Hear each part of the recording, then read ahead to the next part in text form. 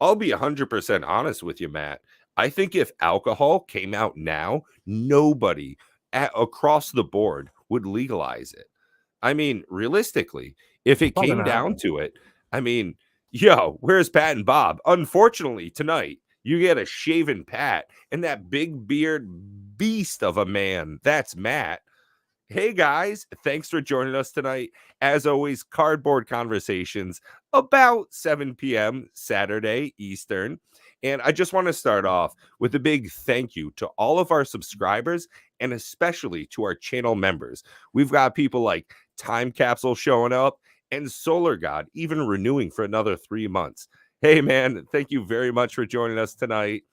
So Matt and I were talking a bit behind the scenes, and I've got to say, I'm pretty surprised that it's taken so long for Ohio to get on board with some legalization product.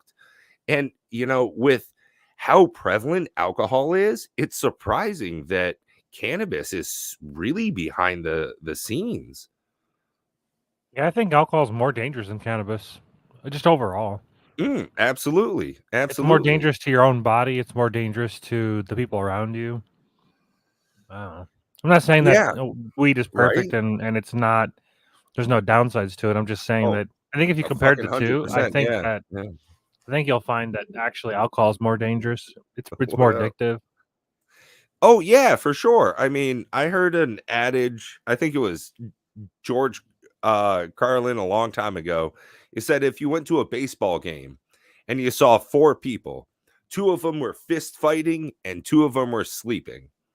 Who do you think was on weed and who do you think was on alcohol? And it's like, Yeah. well, that's an easy one. And thank you, Cosmic Seeds, for showing up. As always, we love the stuff you put down in the comment section. It's been super lively the last couple episodes, and we absolutely love interacting with people like you. And of Oh, Dual course, Brain. yeah, exactly. Good old Ed. He's a freaking staple. Man, I love Forgot in the that guy. chat. Oh, so actually, Ed, I'm going to text you in the next couple of days here. I'm going down to Connecticut for Thanksgiving. So I would love if I could treat you to an Asian buffet sometime. I got recommended to add Dual Brain on my Facebook, I think. Oh, I mean, he's got some cute doggos. So it's probably worth it, Matt. It's just, I was just like, oh, I recognize that name. That's weird. I've just never been recommended him before. Probably Now, from either you or Bob. oh, right. There's a lot of things I've been recommended lately. And unfortunately, one of the things that's come across my recommendations from a couple of people I know in the content creation sphere, they've said scene boxes from the new Lord of the Rings. Now, I am not really into this idea. They come with a couple of very special cards and some set packs. Now, there are 20 new cards across all of these new Lord of the Rings special collector's edition. And I can't say I'm chomping at the bit. And unfortunately, it seems as though a lot of the market has felt the same way. Matt, were you aware or enticed by this new product? I'm scrolling on my phone right now because I remember taking an image of one of the scene boxes. Oh, Legolas. But I'm not entirely sure if I have it for some reason. There's a specific reason why I haven't purchased it. I actually almost bought a playset of the boxes just to have them on the shelf, Mhm. Mainly because I have TCG player gift cards from being a badass and winning all the tournaments. Oh, there you go. By Flex it. tournaments, I mean just leagues. I mean, it's not Do that a big a deal. favor, put a muscle down in the chat section there for Matt, Yeah, I've been doing pretty well actually. In the last few months, I've won either first or second in our league. This month, I'm playing Why Cody, don't the you record Carciferous these? Codex. You should go live with those things. Oh I'm no, lazy. you got a freaking Cody deck? Yeah, God. Okay, don't Turbo go live. Adnaz. It's Do CEDH. not put it on our channel. That's not what they want. That's another problem. That's another problem. Is Cody has the chance to win on turn 2, like fairly consistently with protection. So I don't know if that's going to make for real impressive games or not. Especially since it takes me like on average 15 to 20 minutes to win the game by the time I go off, because it's just Oh Jesus, yeah, that's oh my God, because you Matt. have to. So Yo, Cody's set right? up so that you have Yeah. to when he taps. If you don't know what Cody does, you tap 4 colorless, you tap him, you make Wooburg mana, and then it says the next spell you cast basically cascades for an instant or sorcery of lesser mana value. So you cascade for 0. You cast a 1 mana drop, you cascade for 0. You only play one card that has a 0 casting cost as an instant or sorcery of 0 or less, which is Profane Tutor. Profane Tutor is normally a suspend card, and normally you wouldn't be able to cast it without suspending. But because you're cascading into it, and Cody basically allows you to cast without paying its mana cost, you don't have to suspend it.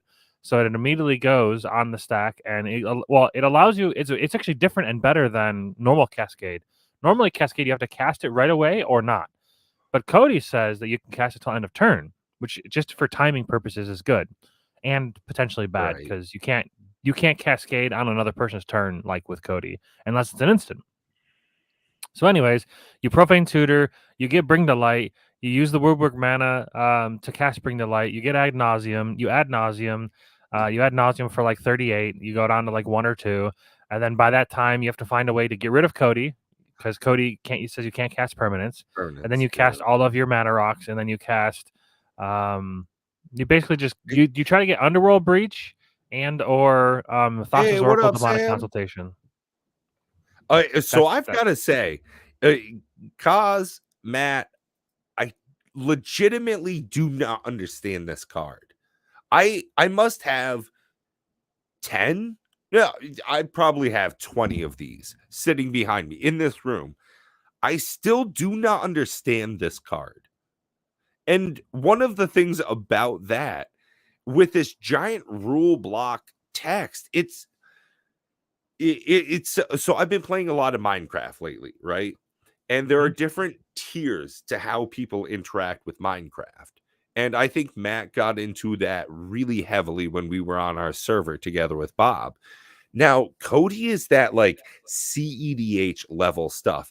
Yo, Cosmic says he understands it. You're clearly smarter than me, Stefan. Like I just explained to you how it works. You've said it, and I still just don't get it. Like that's one of the big problems with, I think, Magic cards lately is their style of going for power creep is putting all of these words on it, and it just gets more complicated as you go. I think this is done in a good way.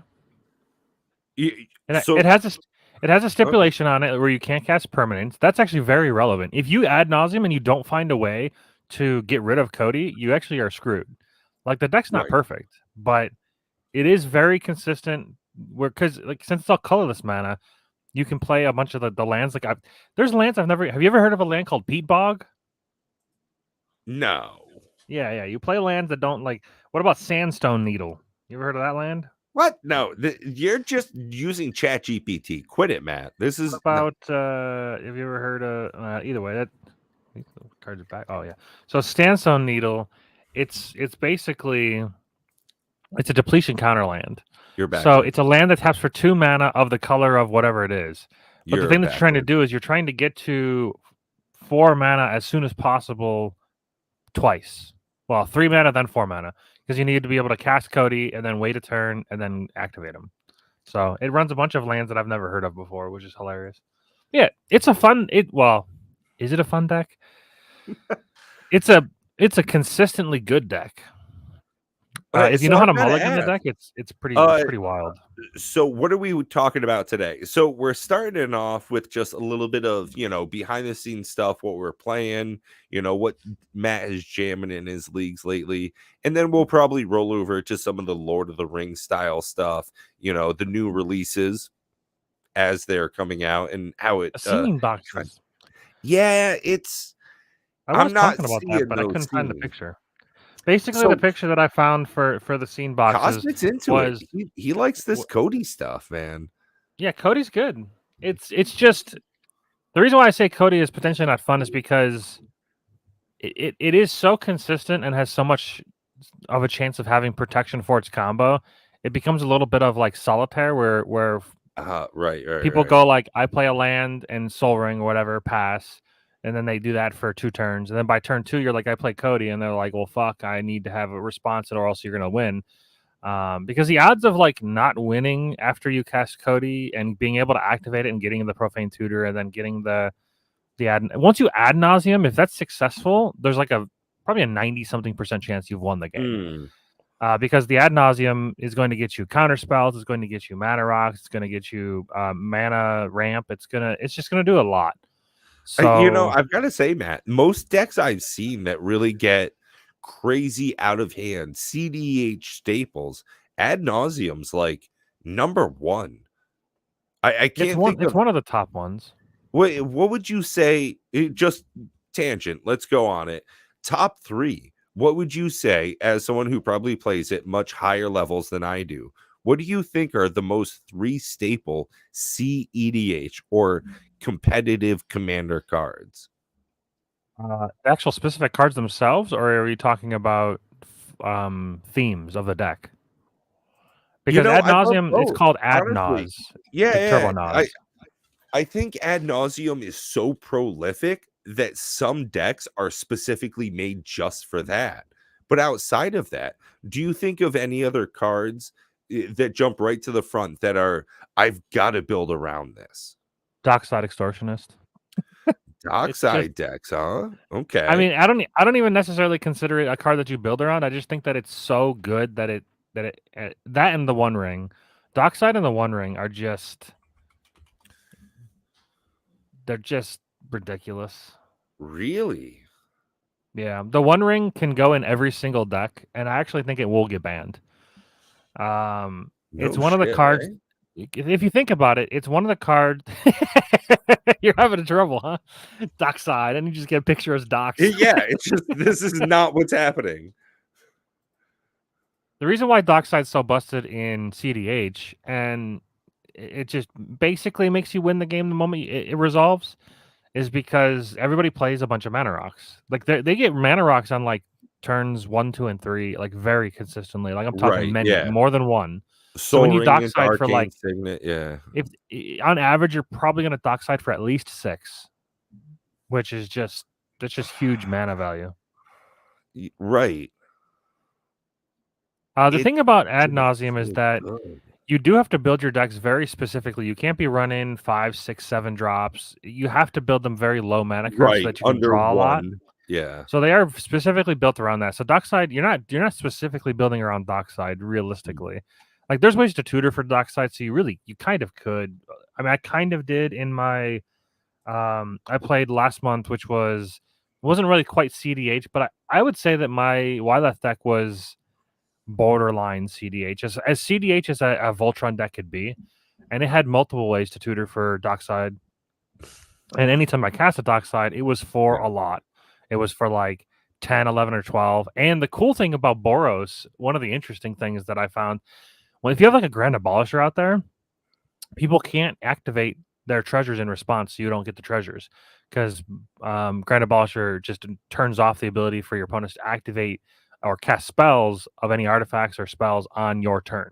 So like they can't even get rid of their treasures in response, which was interesting. There was like a guy that had like 8 or 9 treasures from a Smothering Tithe, and then on my turn I had a Grand Abolisher out, and then I'm like, I guess I'll Dockside for like 16. And then he was asking the group, and he was like, should I get rid of my treasures in response? He's like, I'm not sure if it's going to help much. And I'm like, you can't. You actually just can't. It's funny you mentioned Smothering Tithe. I actually got to play some Commander yesterday. Very rare. I get to go and hang out with my buddies and turn some cards. But we had a big old Commander day yesterday. And at one point, I had put out Smothering Tithe. And the general rule in our pod is you don't fucking pay. Nobody pays. Let's just get this shit wild. Let's go nutty. I want to see your next turn, buddy. And I put one out. I ended up at 26 treasures when the guy across the board put out his Smothering Tithe. And he had Teferi's Ageless Insight, and his commander let him draw another card. So he was drawing 3 all the time. So like every round of the table, I was getting 10 treasures. It got absolutely ridiculous so fast. And that's one of the fun things about Commander in general is how wild things can get. And with CEDH, it's just a lot quicker. So It's accelerated, yeah. yeah. And I'm not a terribly good Magic player. Anybody in my community can certainly tell you. Thank you, Cosmic Seeds. And one of the things about playing CEDH is you have to really be on point. If you miss timing in your turn, it could be the entirety of the game for you. Oh, I Whereas, like, misplayed pretty hard on my game. yeah, Yeah, my brain wasn't quite firing on all cylinders. I just woke up and then I like jumped right into my game. On turn 2, I go for the win because I had deflecting swats. I was like, I have one piece of protection and I can activate Cody on turn 2. That's really good. That's exactly what you want. But I got TLDR. I have a reputation of winning a lot in our. I mean, I do. I win a lot. So like people like target me specifically. So they'll like mulligan for specific hands just to beat me. Like it's kind of ridiculous. I'm like I got like mercenary hits against me. So somebody didn't show up for our pod. No, I'm serious. Somebody didn't show up for our pod, and somebody went out and got a specific sub that has a deck that's teched against mine to come in just and to sub fuck our with you. for my game. Yeah. Yeah. So he mulliganed down to having Force of Will, a blue card to discard to Force of Will, and then I think 2 other counter spells / removals in order for me to not be able to win. And I'm like, okay, so in my normal pod, if the other guy would have showed up, I probably would have just won, but I didn't. He had to stop, so I had a deflecting swat, but then he countered the deflecting swat. So whatever, it is what it is. That's Cody, but he did it in a, I shouldn't say incorrect. He countered the wrong part of me trying to go off, so it didn't like ruin anything. It just like he like stifled the trigger on Cody, and I was like, okay, whatever. So I guess I can't go off. Pass. The next turn comes around, turn 3, I try again because nothing changed. Well, he went to kill Cody. Somebody went to kill Cody. They went to exile him in response to me activating him. So my brain was like, oh, I know what it was. I sacrificed Cody to Infernal Plunge, one of those, sacrifice, where like you get mana equal to its converted mana cost, which is exactly perfect. Well, he stifled the trigger of Cody, which normally would allow you to go get Profane Tutor. Well, my hand was already really clunky. It had Ad Nauseam in it already. So normally you'd go Profane Tutor for Ad Nauseam, but I already had it. So I should have just cast it. But you know what my dumbass did? With 4 black mana and 1 of every other color, instead of casting Ad Nauseam, with Cody gone, that's like the perfect situation. I replayed Cody because I was tilted that I kept getting interacted with, and I passed the turn. And then my hand wasn't my cards weren't even in my hand because I was like, well, I need to go tutor because that's how the line works. Like you just you go Profane Tutor, you get Bring the Light, then you cast Bring the Light, you go get Ad Nauseam, and then you Ad Nauseam. So that's like the line. So like my brain was just stuck on having to do that. And then like I pick up my hand and I see that I have Ad Nauseam on my hand, and I see the 4 black mana that I had, and I just started crumbling. I'm like, oh my god, I misplayed. Like I was all angry. But it turns out that my misplay made me win the game because the guy that mulliganed a bunch had Force of Will in his hand. So he would have Force of Willed the Ad Nauseam and then it exiles Ad Nauseam. So then I just would have never been able to Ad Nauseam in my entire deck. Later on that game, somebody time twisted. My camera froze. Later in that game, there it is. Somebody time twisted, and then that's how I won the game because we all got 7 new cards. Then you don't never give Turbo That's just 7 so new much cards. work. I've got to say, it's like a different style of play that does not sound enticing to me. So I watch a lot of speed running stuff. For some reason, I love that type of content for games that I play. I'm a huge Minecrafter, right? And watching people speed run Minecraft, absolutely mind blowing. And when I see people play CEDH, it's so similar to me, where there's this direct line of I need to do these 4, 5, 10 steps and then guaranteed win. It's just not really an enticing play style to me. I appreciate it, but I don't even want to participate in it. It's so sweaty, it's the highest level of play. Is that something that is better now with the new releases of Magic the Gathering with power creep. And a lot of people hate how that's occurring now. But as someone who plays at some of the highest levels of play, do you thrive now more because there are such crazy cards? Things like Cody and the One Ring coming out very recently. Are there more and more additions to this highest level of play? I would say in every set that comes out, there's typically a handful of cards that will actually be good enough for CDH. Lord of the Rings, Orcish Bowmaster he's terrorizing. Absolutely terrorizing. Right? Yeah, I've seen so much about it, and the Really price just seems Commander to in general, reflect but that. CDH Yeah. too.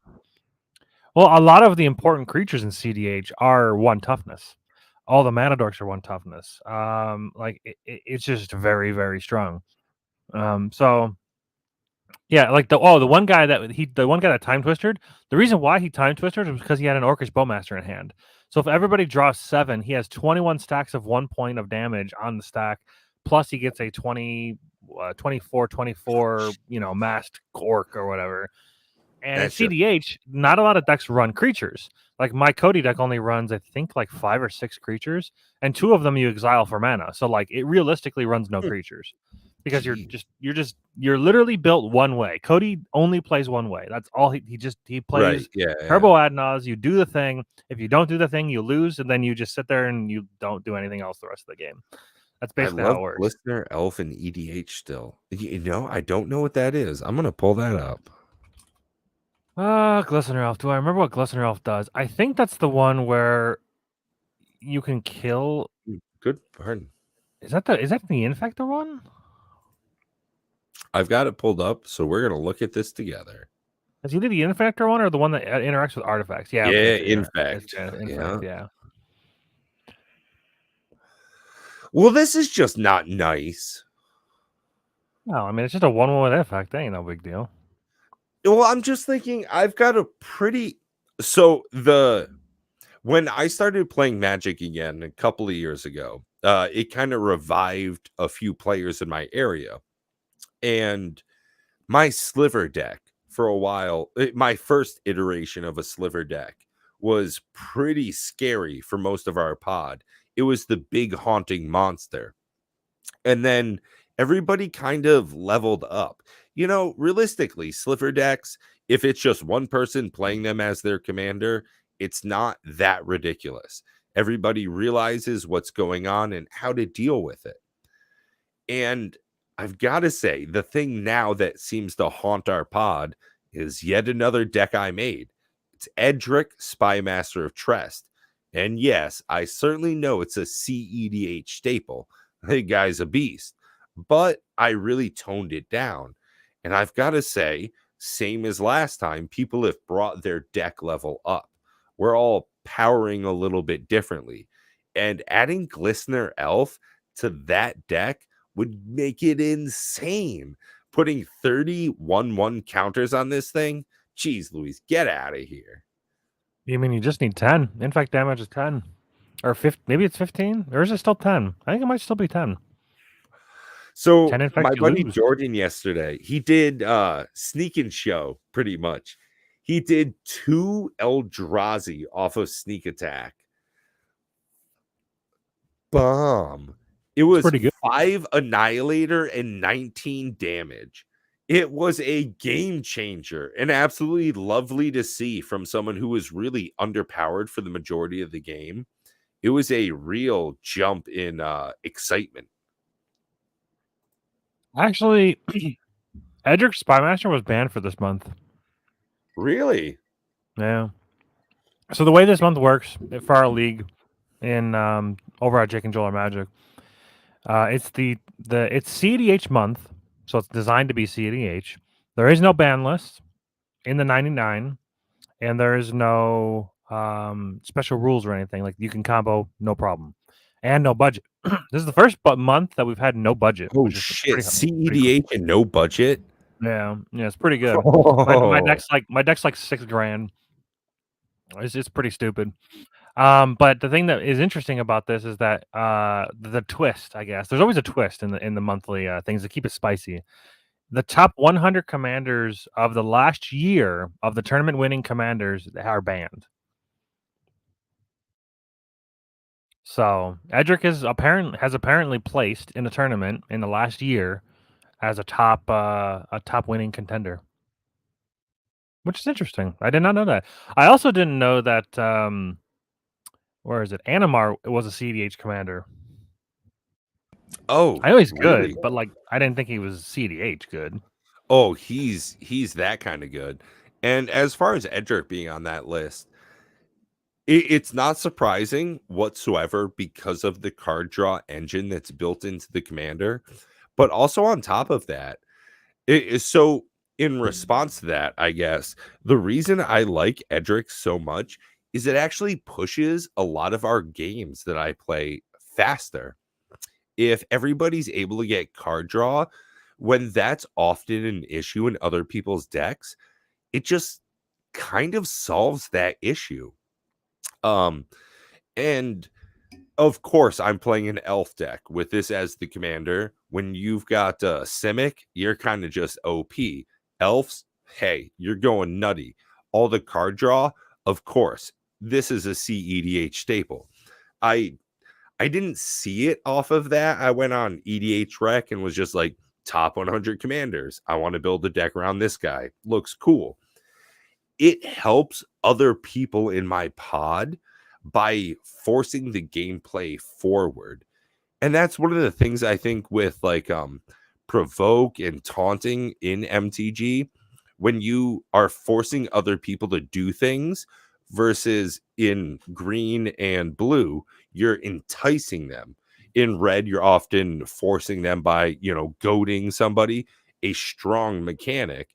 And this is doing something similarly as worthwhile.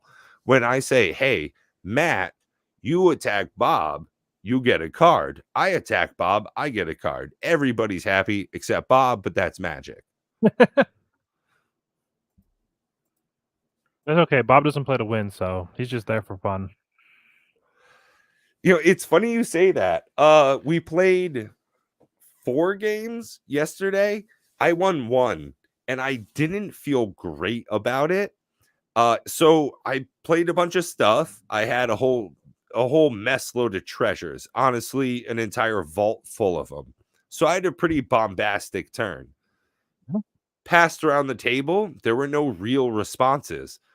And then it was, well, I'm playing an elf deck. I have Coat of Arms and Maskwood Nexus.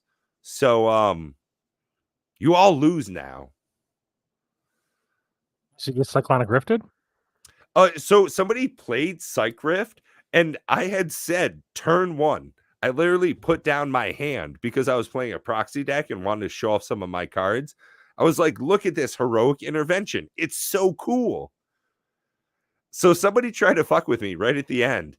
And I just said, I've been keeping up 2 mana since turn 2. I will play heroic intervention. And now I win. Well, and like we just Cyclonic Rift ignores heroic intervention. What's that?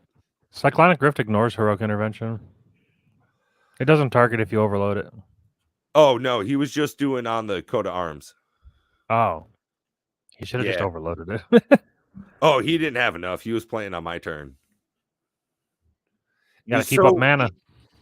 That's one of the things is the play style of my pod is really similar to Commander Raids, where it's just kind of a hangout.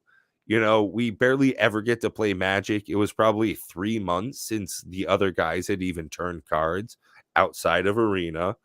And with that, we were just kind of hanging out, having a fun time. And we got to a point where it was, hey, the day's over. We just need this game to finish. Yeah, and I felt a little bit bad, honestly. So my buddy Matt in IRL, right? He hates losing. That's like his thing. Is we'll stay 45 minutes later just so he can lose later. Like that's his thing. Is okay, I can't win and I can make it so I don't lose right now.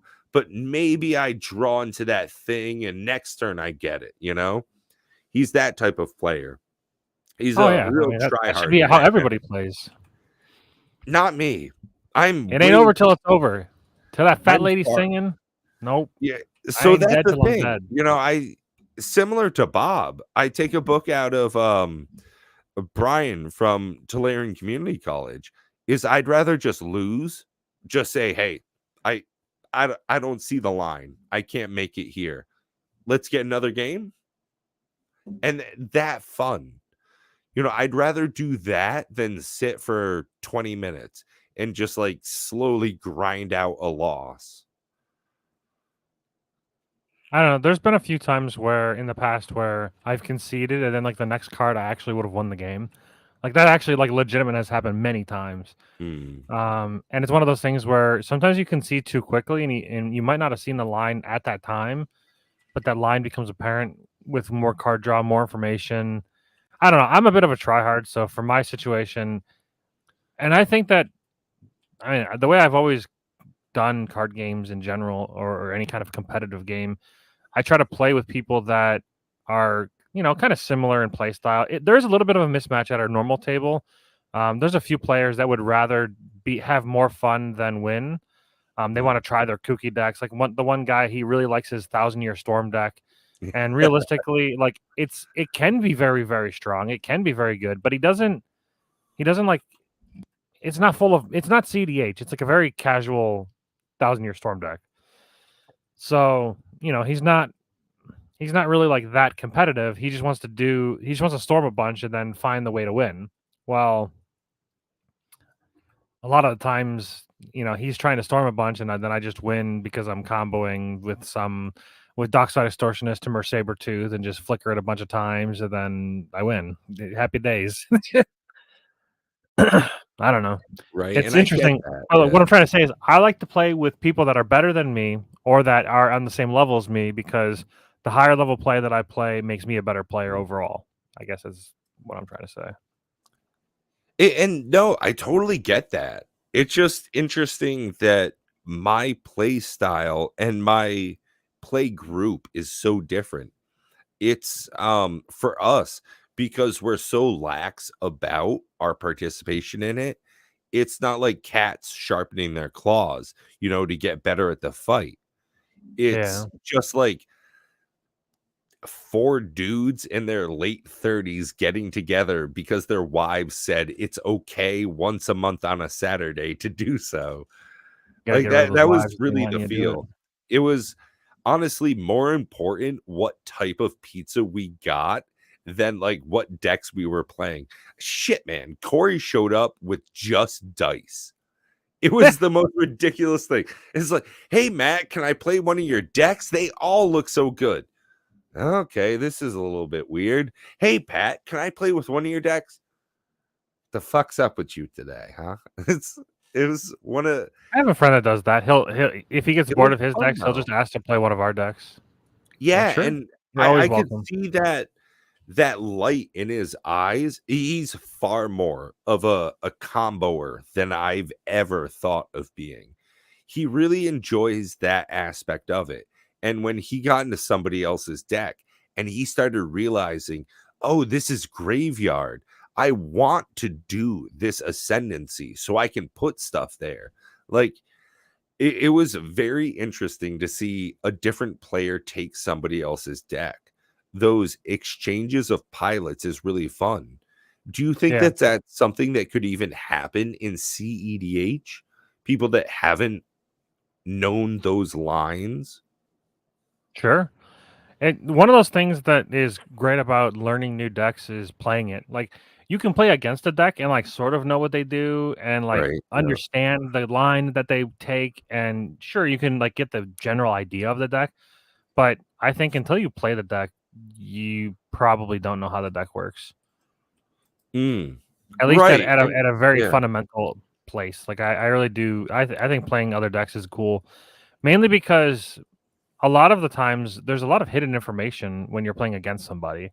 Not necessarily that they're like hiding it from you intentionally, but there's 100 cards in the deck and you only Yeah. see guaranteed one of them plus So whatever that's they actually play. something. It's funny you mentioned that. I watched a video recently about how one of the top Yu-Gi-Oh players got banned, and in Magic the Gathering, it would have been totally acceptable. So one of the things that this person did, the thing that they did to get banned in Yu-Gi-Oh, was put a token on the top of their deck when they were shuffling. So when they brought it out of their sleeves, they put a token on top that was not part of the generation of their deck, a token that didn't belong, right? So Just that to it like make would, them remember something. right? So that you would think that I'm playing a different type of a deck. So I put a gold Oh, token instead of a treasure, and you see that and you think of a different card. And right, in Magic, that's absolutely allowed. it's Like pretty you can, smart actually. I like that yeah. a lot. So I this think guy that's got fucked banned that for he a got banned. year I think in that's fucked. Yu-Gi-Oh. This is apparently how the person was making their like regular pay, is that they were, winning tournaments 2-3 times a year, and it was enough cash prize to make their living by. And they got banned for doing this. And It's very smart. it's very smart, and I would have never thought of that. Even by looking at somebody else's deck. If Pause, the couple of times I've played with him, when he pulls out his tokens, I would have never thought like, oh, you have a Thrall. That must go for this weird combo. No, I'm not that type of player. But in those most competitive atmospheres, I see why, one, that's a good move. And two, why the fuck would they ban you for that? That's totally wild. It must be some kind of rule that they have to where like Mm, you can't have misleading information or right. something along those lines. But I don't know. Well, at least in Magic, a lot of the games that I win are because I'm not necessarily the best player, but I am a good player. I know for sure I'm a good player. I make misplays, but I'm still a good player. Every good player still makes misplays. But I'm very good at being a politician at the table. I will try to downplay how good of a position I'm in. I'll never lie. I'll downplay. Um, I want to mislead and like or misdirect, I guess is the best way to put it. I want to like make opponents think that I'm not a threat. For instance, in my last game for the CDH game, um, I had already tried to combo off twice. Now, granted, I had ad nauseum in my hand. They don't know that. I only have 2 cards left in my hand. So I've tried to go off twice. I failed both times. And somebody was going to target me with something. And I'm like, why would you target me with something? I've already failed to go off twice. What are the odds I'm going to try to go off again? Like, it's so unrealistic that I can actually go off. I'm like 2 cards in hand. I'm not the threat. Now, granted, I said I'm not the biggest threat. You don't want to lie. So I said I'm not the biggest threat. So is that true? No, not really, because I had ad nauseum in my hand, and I could definitely combo off the moment shields go down for players. Right. Is that a little slimy? Yeah, probably, but I do feel like part of the game and just like think of it like poker, you're bluffing. Mm. And That's I, how I I think of wanted it. to ask you about that. So in my experience as a commander player, I found one of the most powerful things you don't normally get in standard, draft, modern. You don't get that diplomacy aspect of it. Hey, Jordan, if you don't screw with me next turn, I won't kill you right now. Is that something that comes up in CDH? Is there bargaining? Is there that passing the chip back and forth?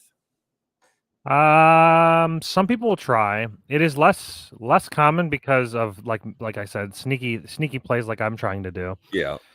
Um, because anybody can combo at any time.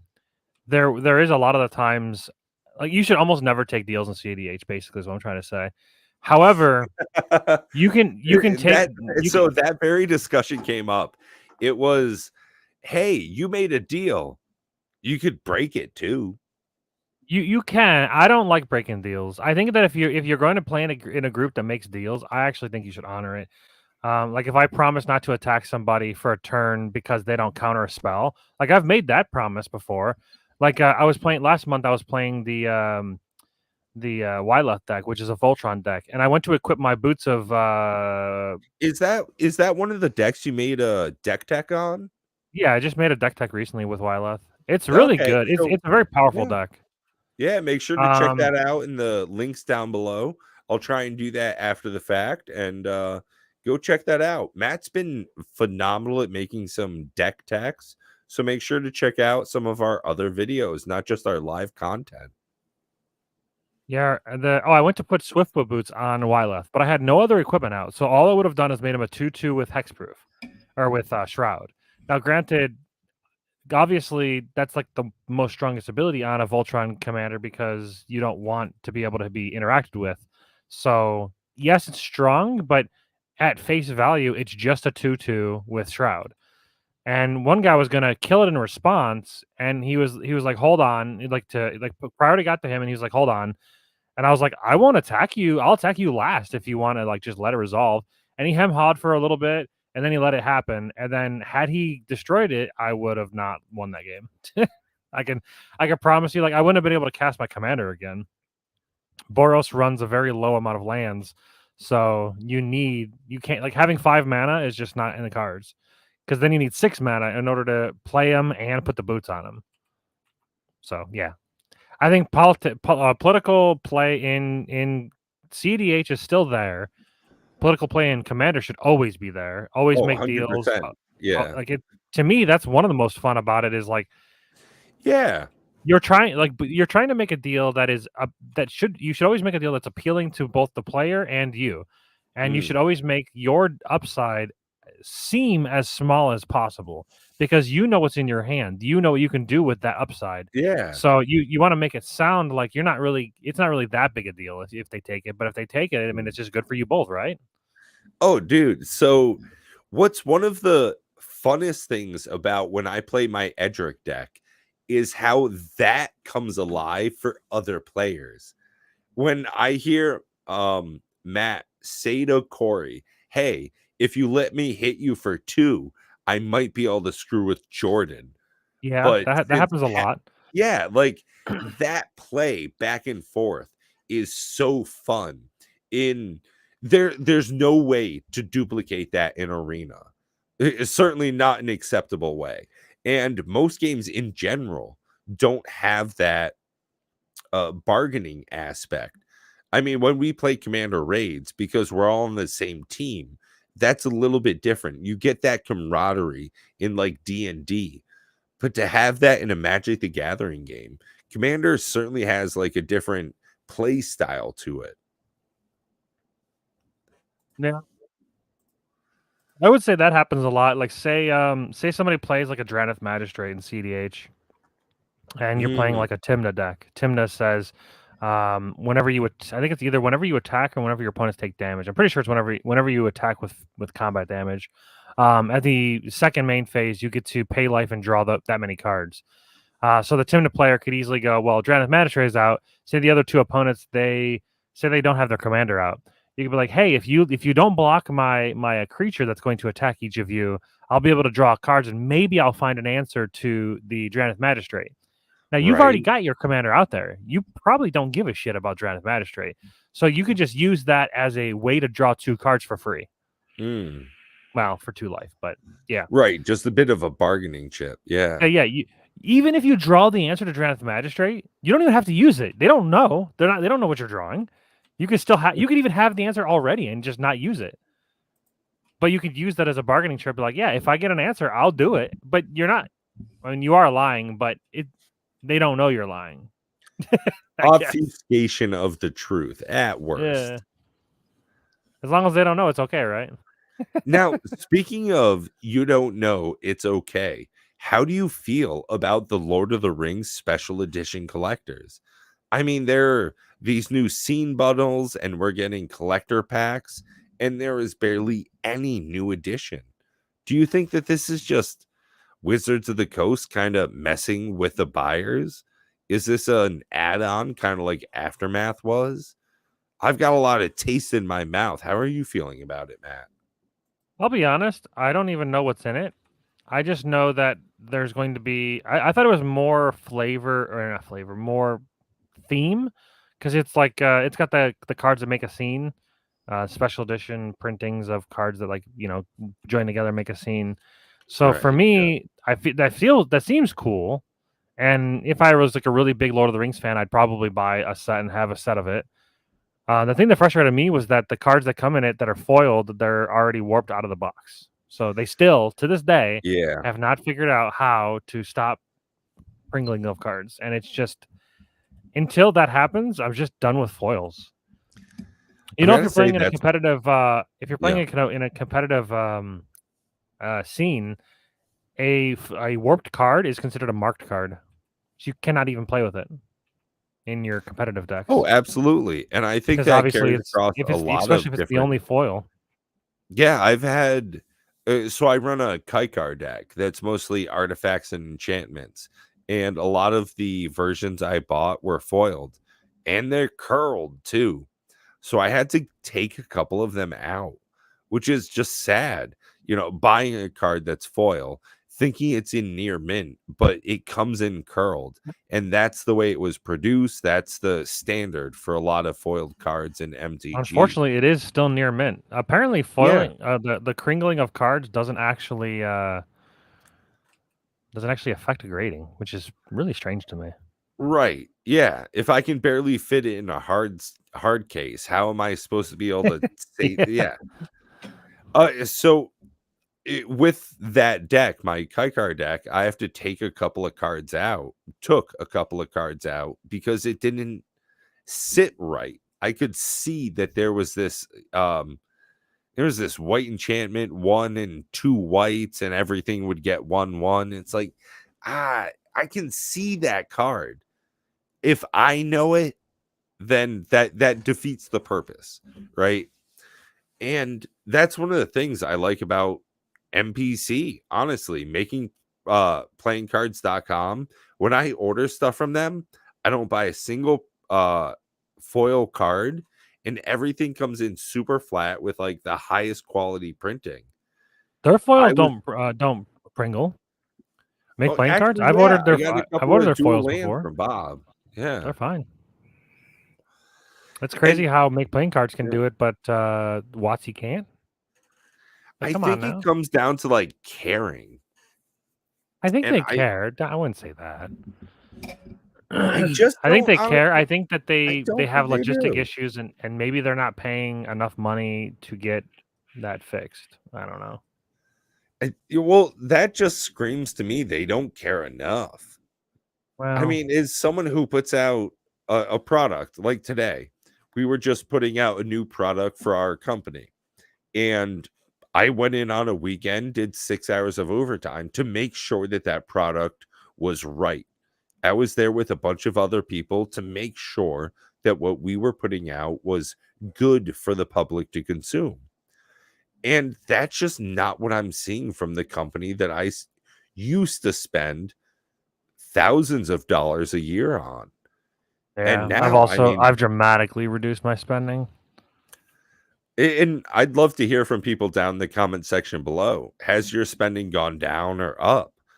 I've got to say, for me personally, I love a lot of the Universes Beyonds that are coming out, but I'm not spending near as much money as I used to. It's pretty crazy that I returned 3 of those Doctor Who decks. Oh, did you? They were on sale for 30% off within like a week of coming out. Fuck that. But the timey-wimey one is like sold out and it's over $100. So I was like, all right, I'll keep this one, but I'll return the other 3. Right. So I got the money back. But it worked out, I guess, in only spending money on sorcery right now. Is that because you're playing? Are you collecting? I don't get sorcery at all. I just can't. I don't know. I don't get it. I mean, I guess to each their own. That was another thing. I had a thought process. This is probably a better topic for Bob when we're like 3 of us on. But in my brain, I was trying to think of like a cool way to start a podcast, and the idea was that we start the podcast, and the breaking news is that WotC just bankrupt. What do we think? Stuff like that. Because like I was thinking about it, I don't think I care. Like I love Magic the Gathering. It's the best card game that's ever okay, came out. okay. We're putting it in now. We're gonna call it Universes Beyond. Every week we come out with a concept that is beyond this universe. WotC goes bankrupt. We do an episode for 1 hour. Magic the Gathering gets rid of land. 1 hour.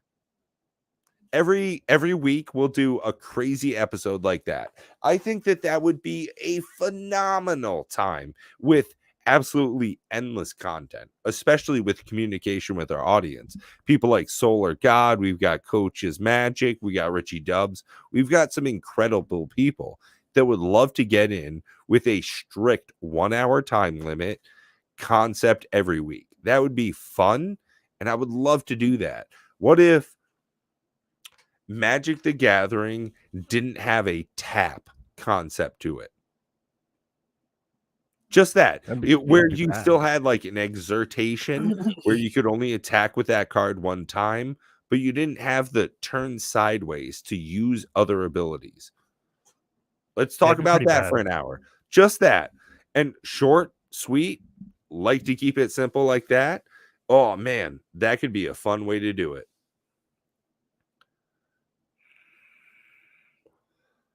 What if you were limited to the amount of colors in your deck like Lorcana? Only 2 colors per deck? Hot shit. Goodbye slivers. Is that what Lorcana is? You can only play 2 colors no matter what? Yep. That's pretty stupid. It is surprisingly limited. I gotta say, it's very limiting. I don't like that. That's probably one of my biggest gripes with Lorcana. You can only play with 2 different colors in your inkwell. Whether I guess it's designed to be a simpler game. Like, it still has its intricacies, but at the same time, limiting it to 2 makes it more accessible for more players, so they don't have to keep track of all the different color inks. I don't know. Yeah, and I think it's very limiting, but I'm looking at it at a perspective of a very competitive player. Like, it also limits like your deck building strategy. Like, you only have access to 1 or 2 inks. Like, I'm sure there's monocolored ink decks that are out right now, right? Like, do you always play 2? Minimum rule. I'll say, do you have to play 2, or can you play with 1? I don't even think so. With how small the card pool is currently, I don't know if a 1 color deck would be better than 2 colors. And I don't even know if it's allowed, much less if it was even currently with how it's like 200 something cards, right? I don't know if a single color deck would even be better than 2 colors. Shit, for me, sometimes I think I'd rather have 3 color deck because your mana, your resources are unified as far as colors. You just need a certain amount of it. So you could run in draft. You don't need to stick by a color scheme. So you can run as much different colors as you want. You can run all 6. So I think that would probably be the most powerful deck you could make, is similar to like how Slivers, all 5 colors. I'm going to run Wooburg. It's crazy. I can tap everything. I think that in Lorcana is probably the most powerful deck you can make. That's wild, Matt. Okay. Pardon. As someone who plays CEDH, what do you think is the most powerful deck you can make? Constructed or from draft? Well, constructed. I don't even know if you can do CEDH. I don't even know that's a thing. Right. I don't think and it's weird that in Lorcana, the most powerful deck you could make is probably drafting, because you don't have to stick to the color pie and you can put anything you want in the deck. I also want to preface something. I'm not a CEDH player. I know how to play some CEDH, but I actually haven't played. I've only played 1 game of CEDH, like officially CEDH. Every other deck has been high powered, but I've never went to like a CDH tournament. I've never went to I've never played like a full pod of like decks that are all CDH. Most of the time it's maybe me and one buddy that have like CDH light decks in our like home pod. This month is the first month I've actually played, but I have watched a ton of videos. There's a podcast that I watch a lot. It's called Play to Win. They basically their entire channel is talking about CDH and winning in CDH. Like that's their whole shtick. They always talk about CDH. They always play CDH on the channel. And so I know I've watched a lot of that. So that's what makes me semi-qualified to have a clue of what I'm talking about. Well, I mean, that's just one of the things is, so when I started playing disc golf, right, there was a certain level that I felt comfortable playing in. And as I realized, I'm a big dude, I got these wide shoulders, I can throw pretty far. I started leveling up in that way. Do you think that your interest in more entry level styles like Commander Raids, that's a great example, as much as I love it, and anybody who's a subscriber to the channel knows I do, it's far different than even regular Commander. The competitiveness is totally different. Would you say that you lean more towards the CEDH style or the camaraderie, we're all on the same team, we're just here to hang out on a Sunday morning? Personally, when I build a deck, I build it as strong as it can be. I rarely ever pull punches. If I can play an infinite combo that makes good synergy to the deck and is widely used from people, I'll do it. Now granted, that's slightly that stance has slightly changed recently. I feel I kind of started feeling bad. I've made a few people rage quit in our league. So like it doesn't feel good doing that. I like winning and all, but like these people, okay, so here's the problem.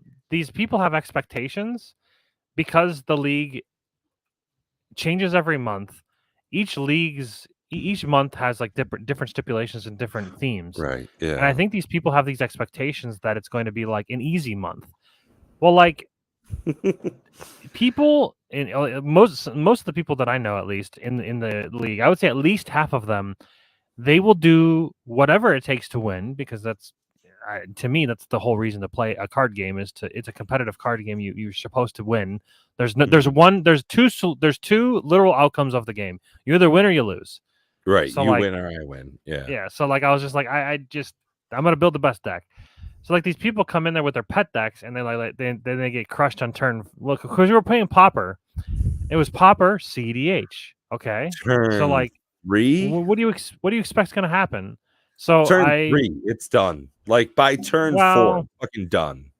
I think we were, or maybe it was no. Oh, that's what it was. Because with Pauper you can only have commons. That's why there was no budget. My deck was like $30, except for your commander, which can be uncommon. Yeah, and the cool thing about it is normally they have to be legendary, but in Pauper we had it so that any uncommon creature could be a commander, which was really cool. Actually, I kind of wish your commander could be any creature. I wish it didn't have to be legendary. I just want to say no to Coach. That's just big old fat no. No My Little Pony cards. That's where Pat draws the line. No My Little Pony cards. Like, I want to go on that darker side with Universes Beyond. I like the Walking Dead. You got zombies. I like the Warhammer 40K. You have those industrial planets. Everybody is just meat in the churning machine. My Little Pony doesn't seem to sit right for some reason. I'm stoked as hell for the Final Fantasy Universes Beyond. It's funny. So I sent a message to one of my buddies I play with every once in a very great while. And I said, Fallout decks. Holy shit, man. I have spent 15,000 hours plus. It's probably closer to 20,000 hours playing Fallout games, right? Yeah. I love Magic. I've probably spent almost as much time playing Magic. I cannot wait for this. I'm going to be so upset, incredibly disappointed. I cannot wait. This is going to be a great time for me. And he Why are you just gonna be said, disappointed? You don't think they're gonna be good? "Oh shit, no, man. No, get the fuck out of here. Those are going to be terrible." I think There's the going to be Universes Beyond have been like the best, some of the best content, like the sets they've released. Lord of the so Rings is a banger. Like I actually recorded a video behind the scenes. I haven't put it up just because I'm not happy with it. I bought a encyclopedia for Adventures in the Forgotten Realms.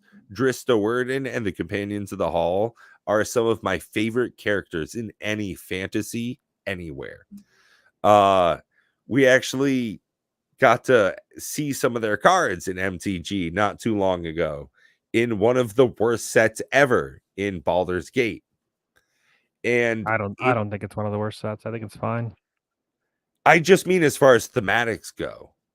Yeah, I think it's fine. I think the dragons are very good. Some of the other cards, if you look at Wolfgar and even Brunor, outside of being a crossover series, are very good.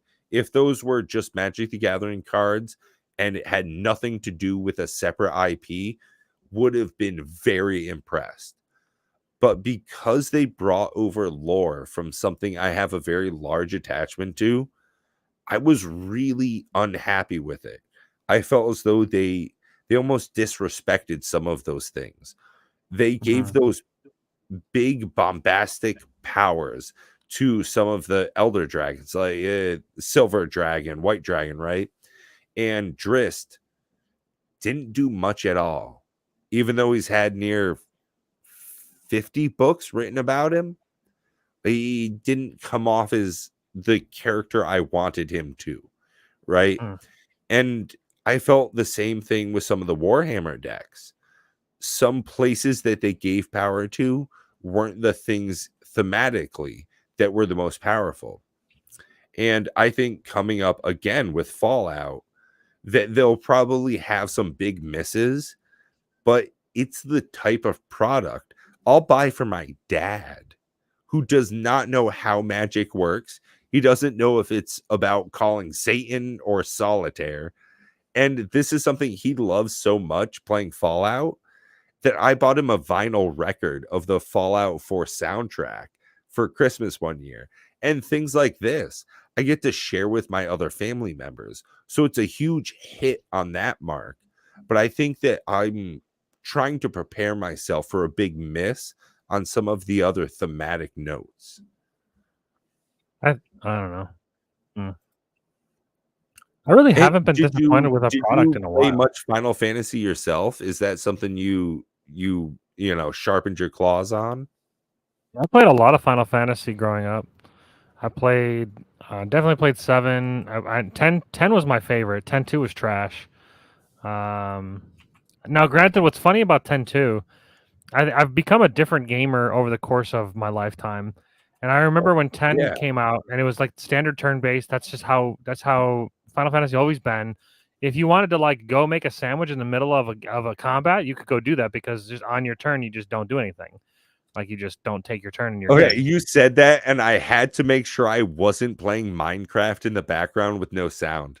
Like, I'm not joking. I just looked around because I've been fucking around like that. And there are definitely a lot of games where you can do that.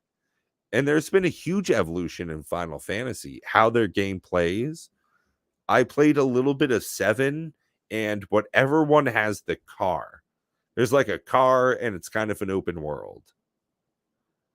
It's one of the newer ones. Basically, I stopped playing past 10. Okay, yeah. Because I don't know, for some reason at the time, 10-2, I'm sorry, yeah, 10-2 was the one that I stopped playing on, because 10-2 was the live action combat where like you've got like a bar that dictates when you can take a turn on that character. And it just felt so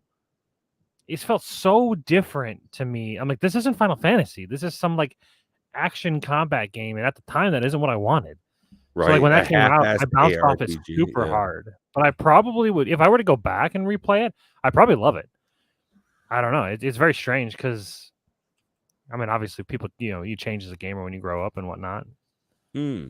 But at the Well, time, and I that's an hated it. I interesting actually thought thing. they killed. I'm like, they killed Final Fantasy. It's done. It's over. Yeah, but they still keep selling millions of units. Yeah, It's they've still funny continued to that do well. gaming evolves so much as we play.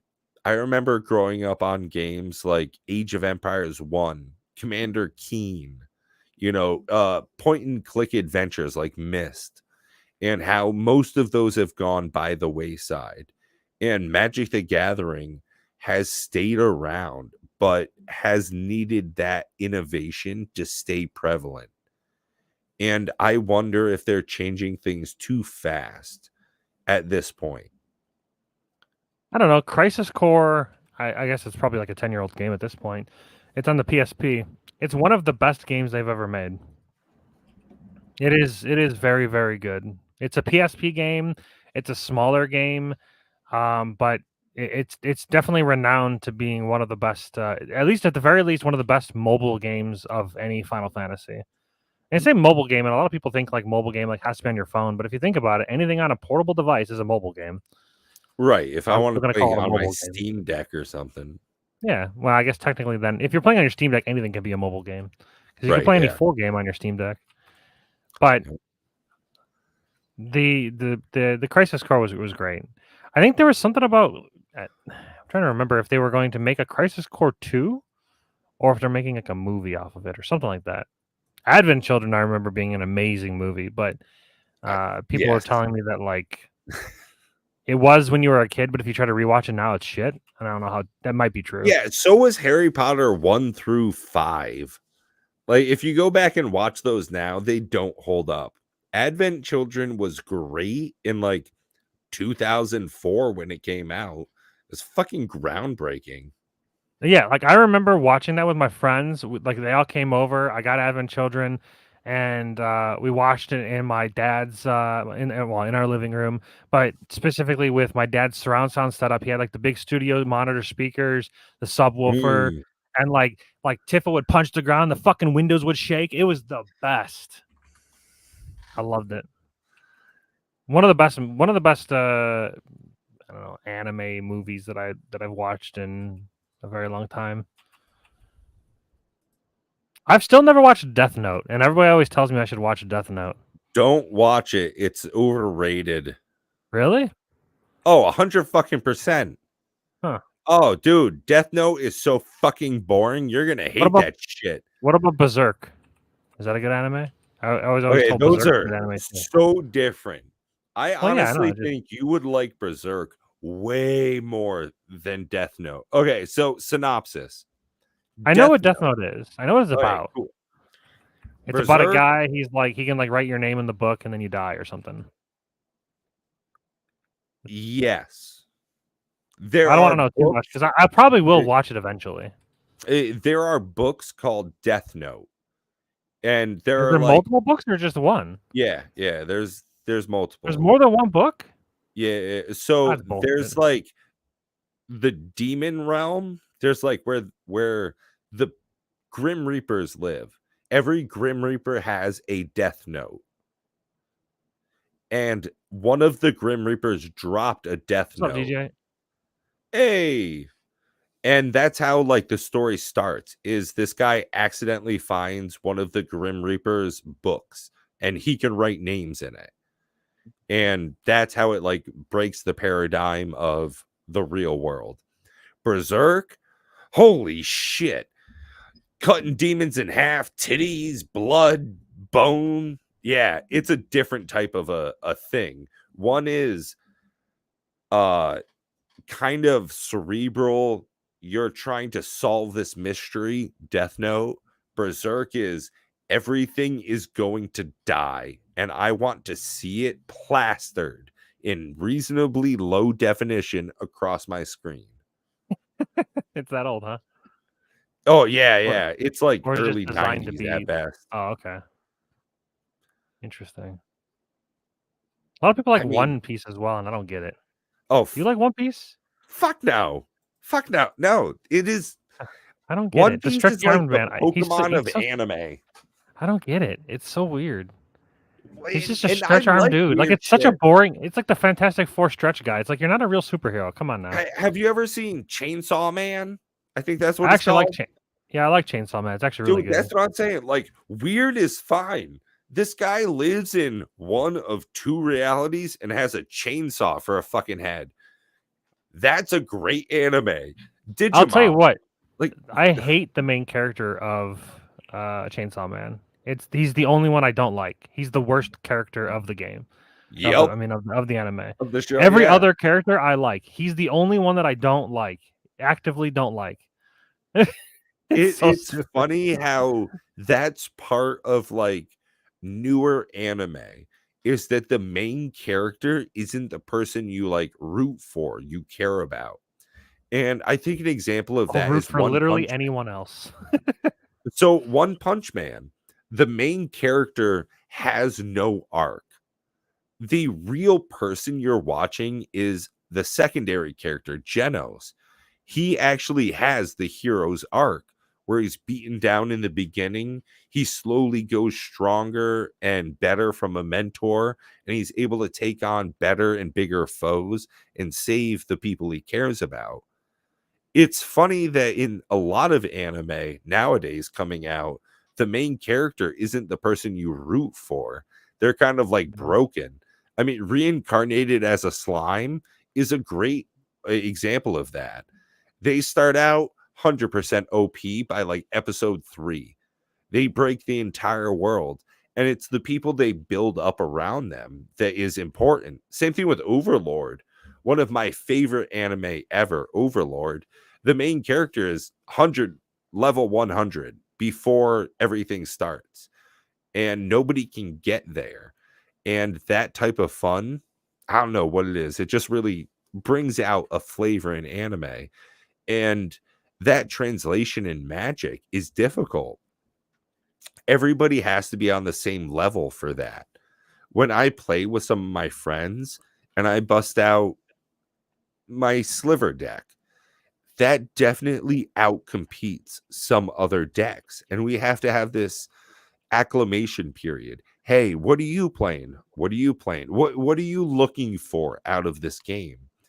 Is there that level in CDH, or is there just an agreement Nope. of I'm gonna do my shit, man? Oh yeah, in CDH, if you're not, so here's the thing. There was actually on the Play to Win podcast recently, they had a hot takes section where they were like, they asked their viewers to like give their hot takes about CDH, and one of them was that the word budget and CDH cannot coexist. And I actually agree with that, but some of them disagreed with it. But to me, they were trying to say that CDH is an attitude, like just like how do you, it's like how you build and play your deck is how it can make it CDH. And they're trying to say that budget, like the dollar amount, doesn't dictate how strong that deck is. And I was like, well, but specifically playing cards that are not as good as the more expensive cards no longer makes a CDH in my mind. If you're specifically neutering your deck because of budget constraints, it is not CDH. That's just how I feel. I get that. Yeah, like people used to use Imperial Tutor more prevalently, right? And in higher level decks because it was just another tutor. And now that it's so cheap, people are able to play that more and more and more. Do you think that the level, the price entry level of a CDH has gone down? It must have, right? Oh, sure. It went down a significant amount because all cards are going down. That's just kind of the byproduct of reprints and whatnot. Like for Cavern of Souls is finally $25. Like that's holy insane. Shit. Okay, so that's been like the pet card of this podcast behind the scenes. I don't know who's been aware of it, but fucking Cavern of Souls. I've got what is this Cavern of Souls? Is that what this? No, Price of Glory. Holy fuck! Here's a card nobody will ever play again. Price of Glory. Oh, I must what be. What does that one do? All right, so I'm just gonna read it. An enchantment that does something. Shit. So for 2 and a red, an enchantment. Whenever a player taps a land for mana during another player's turn, destroy that land. Oh, destroys it. Yeah, that's pretty good. I like that. That's something nobody will play in Magic nowadays, except for That's not true. There's some degenerates out eh, there. nobody I know. Nobody I play. Only you Fucking would play that. Bayrick in the league, he was trying to play Cataclysm last month. Oh, fuck that noise so hard. Yeah, happy. What day is it? Luckily, It must be Saturday. Yeah. Oh, another thing that is really, really good, and I don't know if this probably happens more in CDH than it does in just standard Commander. Priority bullying is something I Oh, I fuck that do a noise. lot. Dude, somebody said that shit yesterday. Jordan, do you have anything for priority? I'm looking around. Oh, now is when I get to play Heroic Intervention, isn't it? This is when I fucking do my thing. I've saved 2 mana the whole time. Talking about priority in a commander game. Get the fuck out of here. It's like the whole point of the game. I didn't know priority existed. Really? Dude, until like 2021. I had no idea that existed. Like, when I played in high school, no idea. I didn't understand that there were different formats. I didn't know you could buy cards on the fucking internet in 2005, much less priority.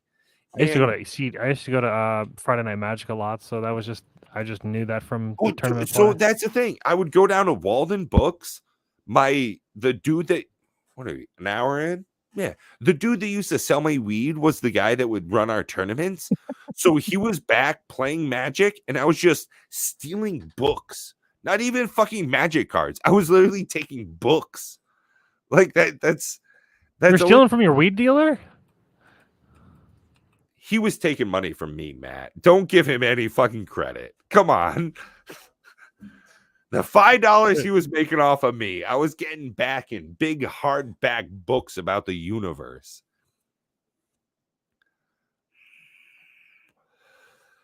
But as far as the new additions for Lord of the Rings, do you think it's okay to split up releases in the way that they've done with Aftermath, with the March of the Machines and Lord of the Rings special? I know, hard change.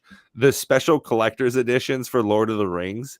Do you think that this stepped release is good for the production model when there are so many different things coming out? I think so. I've thought about this a little bit. Okay. So I started thinking about this. You know me, man. I started thinking about this recently, within the past month, when Diablo 4 released their at BlizzCon. They did their campfire chat, and they said that you know how in the way if you're not familiar with like action RPGs, this is slightly off tangent, but it'll make sense once we circle back. So in action RPGs, there's leagues. Leagues meaning like every 3 months there's going to be a fresh start of a new ladder. Ladder meaning like all your items go away. You start your character brand new. Your account's fresh. Like it's just a fresh start. So fresh economy, fresh start. Everything's great. So that happens in Path of Exile. Now that you're mentioning this, we need to do like a whole podcast just about gaming. Like, honestly, between me, you, and Bob, and how much we probably played, 100 hours of Minecraft, and like the thousands of hours of other games. Like, we all love MTG here, but man, yeah, we need to do a gaming cast. But luckily, we are Cardboard Odysseys, so we can do whatever we want. Damn right. Also, speaking of doing whatever we want, make sure to tune in tomorrow, approximately 6 p.m. Eastern, and you can get some live D&D gameplay. That's right. We're not just paper MTG. We're also paper cardboards. Yeah, that's right. All sorts of other things. We've got D&D. We've got Legions, Realms at War. We're doing some. I actually have some. I've got some Grand Archive coming to the channel. Buddy Hammer and I from the Jake and Joel Are Magic's Discord. He plays Grand Archive, and we decided to play some games. The game is good. Actually, I like it. So I've got to say, their cards are very readable. And that's my biggest problems with Legions, Realms at War, as cool as their production is, they've got a really great lore behind their series. The biggest problem with me is their actual production of their cards, the style that they built in with them. I really like the more opaque backgrounds in Grand Archive. It makes the text a lot more readable. Yeah, we got to get some more games of Legions in. I really want to get at least another 2 games in, and then we got to get Taylor on for the podcast. I gotta send him a message to follow up and see how his availability is doing for maybe the end of this month. Hmm. And then I gotta get who else was it? Oh, we've got to finish our one shot of D&D with Joe over at AAW Games. Holy shit, dude, that was so fun.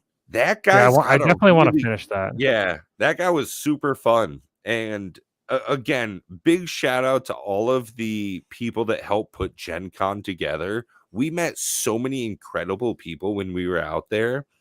Yeah, Between I think I'm definitely game going next year. creators, I would love to.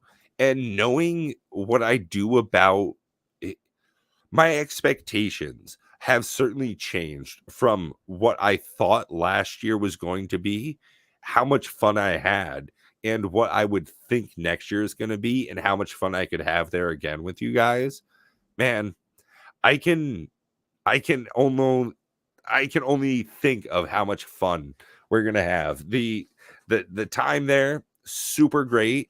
I would love to have gone around to more vendors to get to speak to more people Yeah, that and was not fun. even think about some of the high priority items that were there. Like, I don't want to pay attention to Lorcana-esque things next time. Promo hunting was cool. That was like a thing that I'd never even thought of doing. Really, like besides starting to go there. But like, yeah, playing like the Star Wars TCG game, which is getting some traction, by the way. I've seen a couple articles talking about it, so it's interesting. Oh, you must be talking about Star Wars Unlimited. These Yep. bad mama jammas. He just Yeah, got it we right got next to some him. real cool promos between Luke Skywalker and Darth Vader. They gave us a lot of cool stuff for just like hanging out and participating. Yeah, That was every time you really played fun. the game, you just got a free promo of Luke and Darth. I actually Yeah, think they're going to be worth a lot of money if the game takes off. so I mean, I sold 2 of my promo cards from Lorcana, and I made enough for the majority of my trip back. Oh, you actually did sell them? Yeah, yeah. I got about 500 for 2 of them, Yeah, can't which complain. I mean, Pays for I the cannot hotel, complain. Yeah, I mean, pays even for after part of the taxes, trip.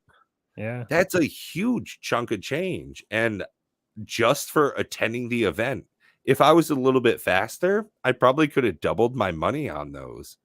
And that's just on my part. Same thing as far as like these things go. Each one of these cards that I've got like 6 of go for like 25 a piece. And the Oh, game's I think just they go a starting to lot come more up and later come on. up. Yeah. Yeah. So it's really an enticing time to go to those. You get a lot of cool promos, you get to hang out with friends, play new games. I had one of the funnest times I had, and I wish I had recorded it, hanging out with, I think his name was James, from a very high quality dice making company. If you wanted tungsten dice, this was the fucking guy. You want those things made out of obsidian, an entire D20 set. Phenomenal time. I had They were a very great pricey. experience there. Oh yeah, if you're looking to spend $600 on 5 dice, he's your fucking guy. But the dice inside of the dice, like the dice cage dice, those are Mm. pretty sick. Next level. Yeah, I think that if I were to like try to like optimize my time for last year to this year, or learning things that I didn't know before going in. Now, I think I would probably sign up for a couple more things. Maybe at the very least sign up for one thing a day, because there were some Mm. things that you could only get into if you signed up, and Right. that, you know, That was interesting. The Pathfinder game that we played was pretty fun too. Fucking A, man. The So DM was a good DM. I He don't. handled the kid very well. The kid that Oh was my just like, god, I yeah, want to play my. He was like probably an 8-year-old. He's like, I want to play yeah, my. He was the very stereotypical like some weird custom made character that like is not even legal in the yeah, thing, but yeah, he was just like, you know what? Sure, it's just a one shot. You know what? Screw it. Yeah, it's yeah. fine. Whatever, kid. He had as our game master, he had the presence to look around to the other 5 players. Hey, player 3 is trying to do something kind of illegal. Are 1, 2, 4, 5, and 6 okay with this? You have to Yeah, remember he had. If you're not familiar with how that works, it's like Adventure League in like D&D has the same thing. I think theirs is yeah, called the Pathfinder League. yeah. It's technically like a sanctioned event, and he actually Oh could have yeah. gotten in trouble if somebody were to like complain that there was somebody playing a non-sanctioned character. Oh yeah. And that thing was Definitely all not sanctioned. sorts of jacked up on juice. Yeah. It was a phenomenal time. And hour and a half. I fucking hate kids. Yeah, I Honestly, don't like kids they're the either. He was worst. he was pretty good. He was a pretty good kid though, actually. Oh, great kid. Honestly, Well uh, behaved. He was a it was little, he was sitting he. there surfing TikTok while we were playing, but he was Yeah, semi-conscious to what we were doing. right. And that was one of the fun things about playing that tabletop role playing game, similar to how I've played with you guys and with my friends before. Is we're all here to have a fun time, and that seemed just to fit perfectly with the play that we got to have. Is we were all hanging out, we were rolling dice, we were trying to, conquer the bad guys. It was a super fun time getting in to that event, and it was just kind of out of nowhere. We showed up and said, "Hey, we'd like to play." They said, "Come back a little bit later and you can." And we were able to. Yep. That's one of the things I loved about going to Gen Con is how many ad hoc things we got to go to, and the one thing I had signed up for this year, I didn't even go to, which is You super funny. tried. Yeah, I showed up. I was like 10 minutes late. They said, "Fuck right off, dude." And I did and Come had a back another great time time. doing something else. Yeah. And Russ, don't you dare worry. So, what I'm going to do, because I got your address, I'm going to fucking send you a pair. That's right, Russ. I'm going to send you 2 cards from an unreleased trading card game, Star Wars Unlimited. I'm going to give you a Luke. I'm going to give you a Darth Vader. That's fucking right, buddy. I was like, who the fuck is Russ? But I Oh, assume it's DJ. yeah, Mr. DJ. Or as some people call him, Daddy. I would never call him daddy. I Yeah, don't it'd be even call weird my if I father did. daddy. Oh, Jesus Christ. I don't know if I've ever called another person daddy, but if Pedro Pascal came by, I'd just have to give him those zaddy vibes. Have to do. Is Yeah, that's like a thing. that a thing? That's a thing. I don't know it. Ooh, I'm really excited. So, do you know who MCDM is?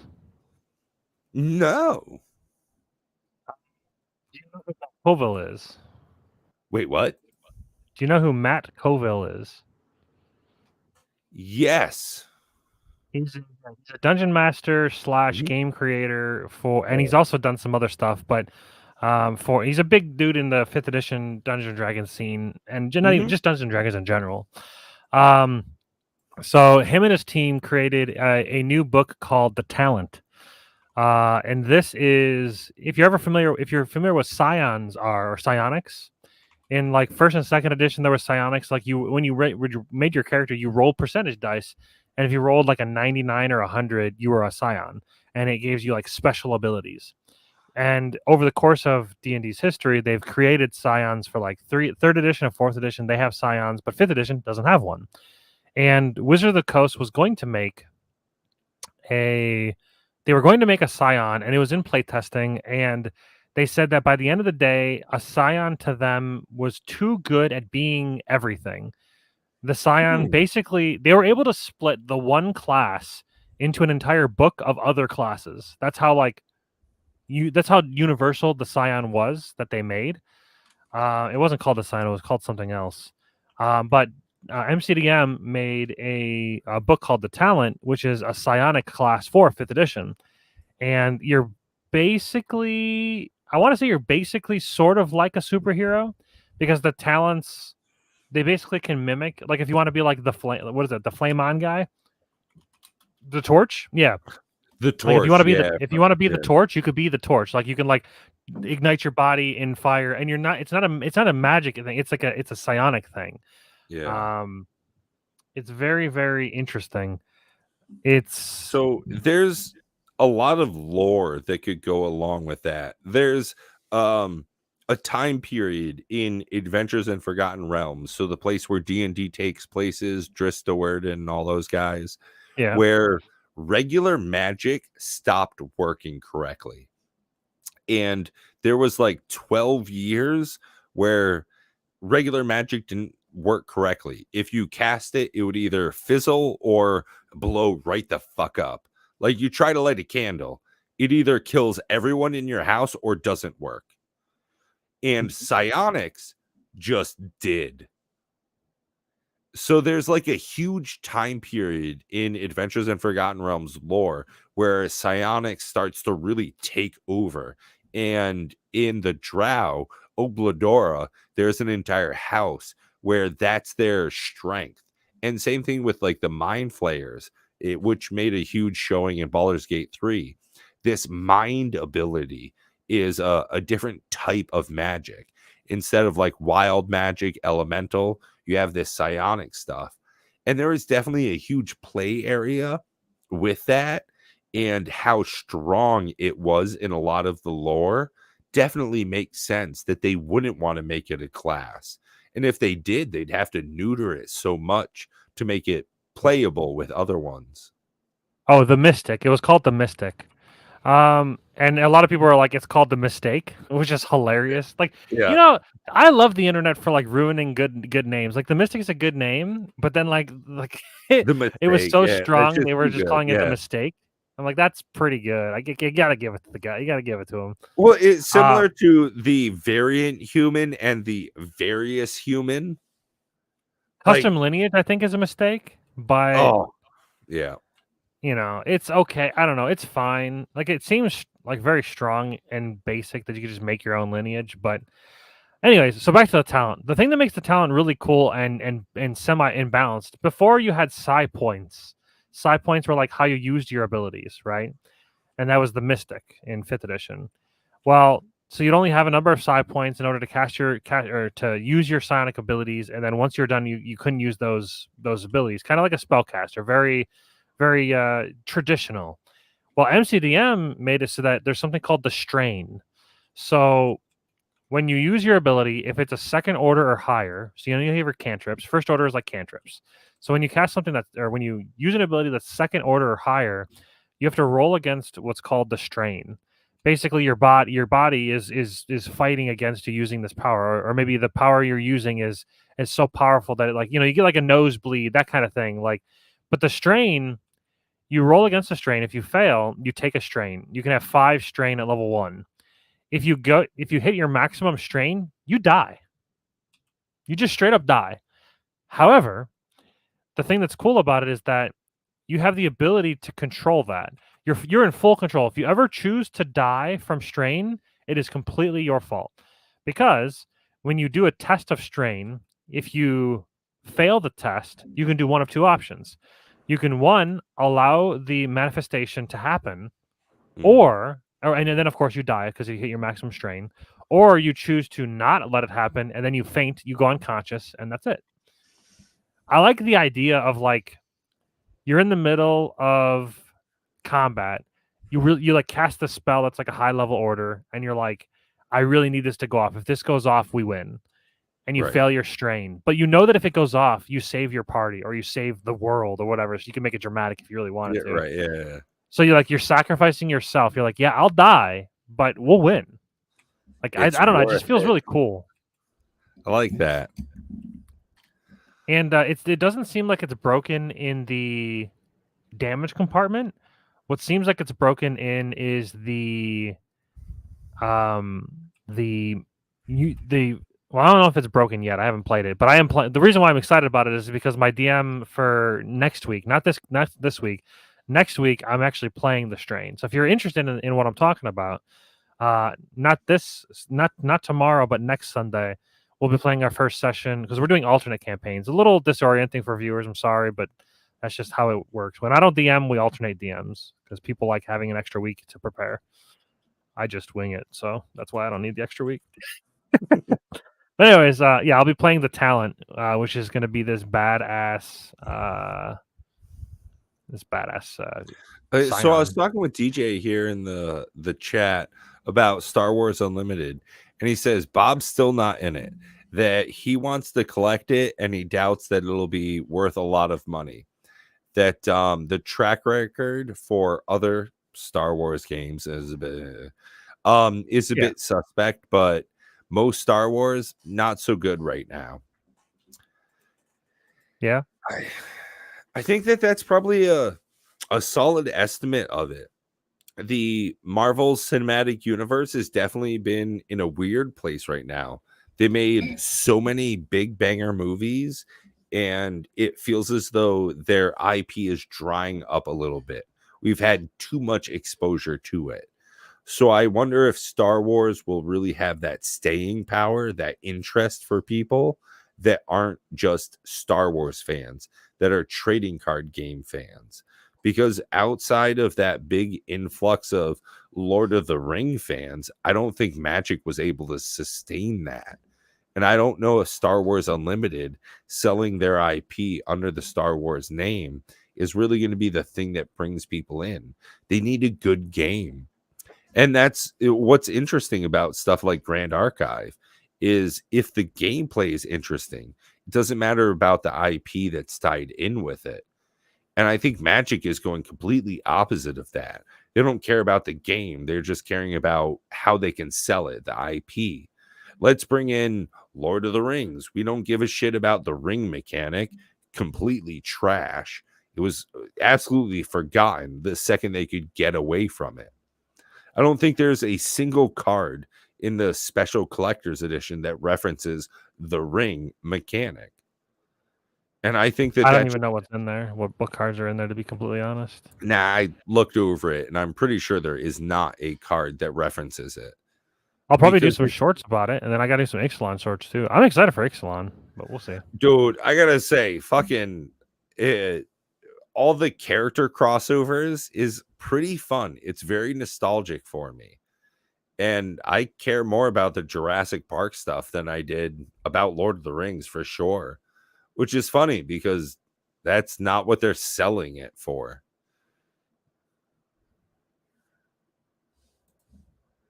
Whereas I felt most of Lord of the Rings was about, hey, we have this new introduction of another property. Isn't this special to you? It says Gandalf. It says Legolas. It says Bilbo. Don't you love this? Whereas the stuff in the new Ixalan set coming out is kind of an undernote with some of the other IPs that they're doing. And for me personally, Jurassic Park is way bigger of a hit than Lord of the Rings. I mean, I like Jurassic Park more than Lord of the Rings, but not by a ton. I think they're both fine. Yeah. New skins and special versions. Yeah, that doesn't do it for me. Like, there's not a lot that I am at all interested in Magic the Gathering for purchasing right now. And I can't say as though... So, Lord of the Rings, the first set, I passed by pretty much totally. And I can't say as though a special edition of those cards I didn't care for entices me anymore. Yeah, but I feel like that's the same thing can be said about, for me at least, that's the same. I'm not interested in buying any card game, which is unfortunate because I would like the channel we have. I like playing them, all of them.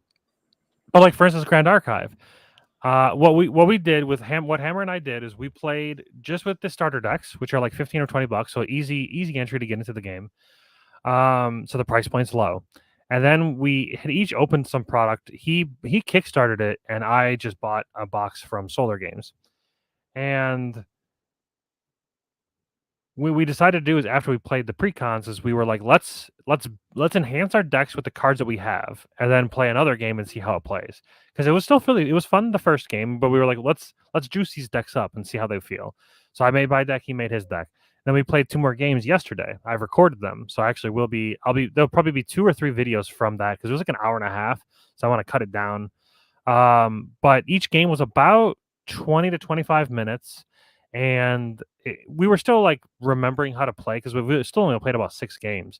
But the deck that I made is very fun. It feels very good to play. I will say that in Grand Archive, it feels like there's less removal, but maybe he just wasn't playing any removal. But I didn't really play any removal either, so it's very strange. Because like the same as Magic the Gathering, where like say you have 4 toughness, you have to deal 4 toughness in 1 turn to kill it, or else it just falls off. So it's not like you can like ping down. So it's just very interesting. The gameplay is fun. The memory mechanic is great. I actually think the memory and material deck works really, really well.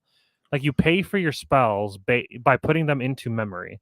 Basically, that just means putting them face down on your side of the field into your memory zone. And then your next turn, you have a chance to materialize something from your material deck. And what that means is you say the material cost is 1 or 2. You take one of your cards that are in your memory zone in random, and you get rid of them. They like exile to the end out of the game completely. And that allows you to cast something from or play something from your material deck, materialize something from your material deck, and that could be leveling up your hero. That could be playing a weapon. It could be playing a bauble. It could be playing some. They're called regalia. So that in itself is unique. And then there's also something called floating memory. Floating memory allows you to pay those costs, but from your graveyard. So like a card will be like 2 mana for a 1/2 creature with floating memory, and then it might have like 1 other ability. So when that creature dies, when it's in your graveyard, it actually has another effect that it could be used for later on. So I like the floating memory mechanic. The memory mechanic itself is really cool. So I think Grand Archive is going to be here to stay, and it's going to be a good game to play. That's interesting. So I can't say as though I've actually played it yet. I do have the introductory deck that the company gave us when we were at Gen Con there. Yeah, and I've got a couple of supporter packs to maybe buff it up or whatever. Oh yeah, I opened those. I should probably put those on the channel. I think I recorded them. Yeah, I mean, it seems like so I'm a big fan of the art style, like the Me too. Yeah, chibi anime stuff that they did. That definitely hits my alley way better than Legion's Realms at War did. Kind of muted, a little bit more artistic style, whereas the direct, almost hand-drawn, cell-shaded stuff that they did in Grand Archive, I like those big bombastic colors. I really enjoy that type of artwork that they're belaying there. And for me, that's got a lot more staying power. One of the things I just love anime. Yeah, right. Yeah. And that's certainly a selling point. I think that's one of the reasons why One Piece has done so incredibly well recently, is that it has a huge anime following. There are people that care for the style of it. I mean, for me, that's one of the things about Lorcana is whatever qualms I have about the gameplay are certainly evened out by how much I love their art style and presentation. And I think there are a lot of games that have that for them. I don't like the art style of Lorcana, but I can it's not bad.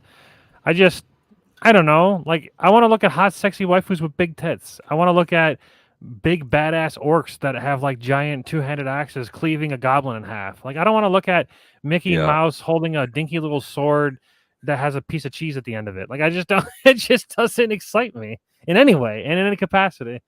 Now, I get like the nostalgia strings. Like, there's a little bit of nostalgia for Lion King for me. So, like, I like Lion King. So like the Simba, that's pretty cool. I think he's a good card in some fashion. I've seen in a little bit of gameplay that I've watched, I've seen it be relevant. The bodyguard mechanic is Yeah, very strong that's in what it was. Lorcana, and it's interesting.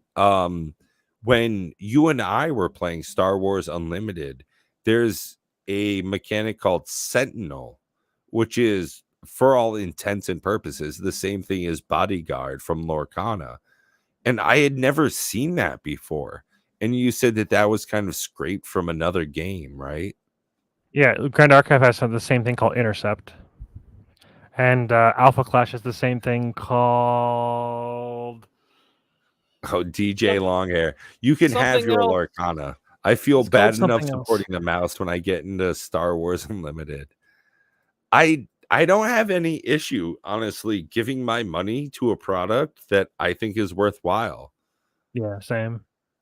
Yeah, I don't care if it's from a giant conglomerate that is paid enough to social engineering so I care for them. I don't know, man. I'm just that small. I'm just that dumb. If I like I the want my big money to shiny be lights. valued. As long as my money's valued to the product, then I'm happy. That's the biggest problem that I have right now with Magic the Gathering is that I feel like literally everything I buy, it goes down in value. So I'm losing money by buying their product every single time. And as much as I want to buy their product and I want to open packs of cards and I want to enjoy that experience, I cannot enjoy it because I know that the moment I open a pack of cards, I will lose money. And I hate that. It's just not a good experience. Realistically, it's the moment you buy them that they're worth less. True. Recently, yes. The thing that's God, strange about that is that's I think that's a phenomena. I don't think that's something that stays. I think that we're in a bad time. It's a bad economy. I don't think this is the norm. I personally I that's think that the MTG majority for of you. the problems is economy. I don't actually think it's Magic the Gathering's fault. I think if they did the exact same thing 10 years ago, they would be successful in this situation right now. Right. Personally. And we don't have Bob here. So I got to say, I feel as though this is a reaction to the market, not that this is an independent decision. This is how they wanted to tailor their company.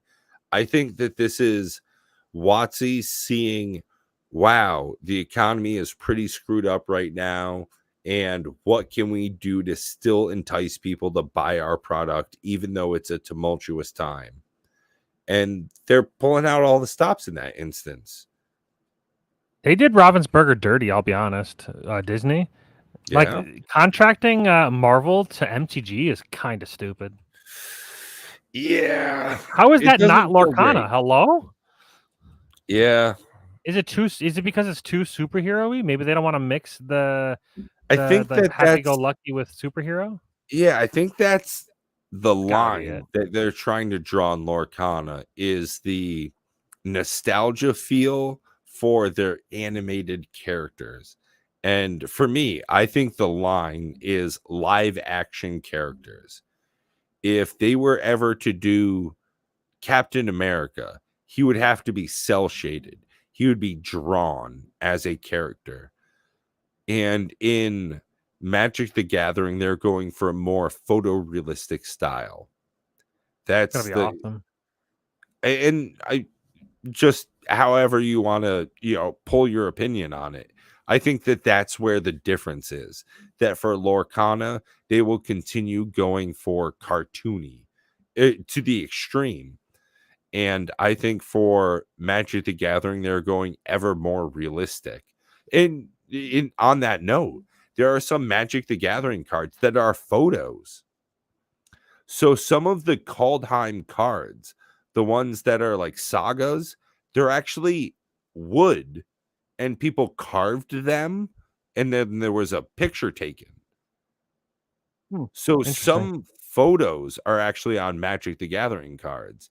Whereas I think for Disney's Lorcana, we'll see completely cartoonish stuff for their run.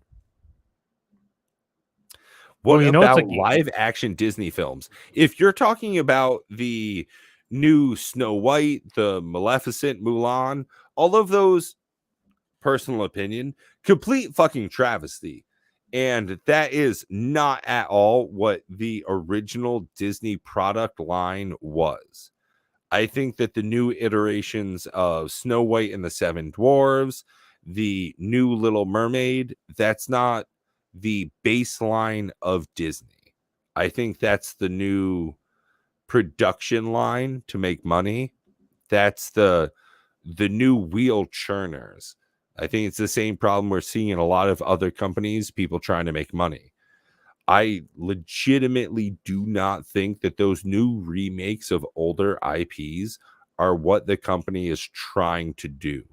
It is just a different department that continues to put a life preserver around a terrible time. It's hard for everybody in America, across the world right now. I don't know anybody that's going out to the fucking movie theaters and buying a big popcorn and soda pops. Like that's just not where we're at. So I think most companies are trying to do what they can to do what they can. I stopped buying theater concessions like 15 years ago. I'll be honest. It ain't Right. nothing new I for can me. go down to the fucking Dollar General and I can fill up with a bunch of 100 grands and fast breaks and Reese's and soda packs. And, yeah. Dude, I used to fit an entire Burger King meal in my pants before.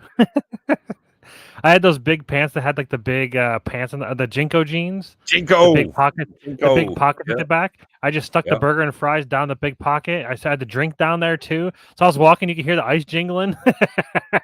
I only saw Mulan and it was hot garbage.